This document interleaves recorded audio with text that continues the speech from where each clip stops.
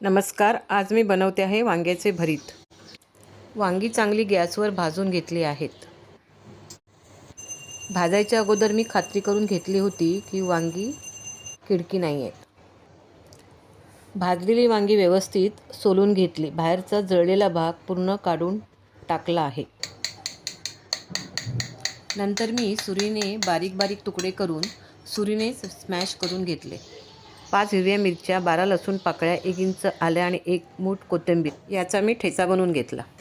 इतर जिन्नस कुठचे घातले ते सांगते. 2 मोठे कांदे, 2 टोमॅटो, राई, जिरं, कढीपत्ता, मीठ, हळद, चिरलेलं कोथिंबीर आणि 2 चमचे तेल.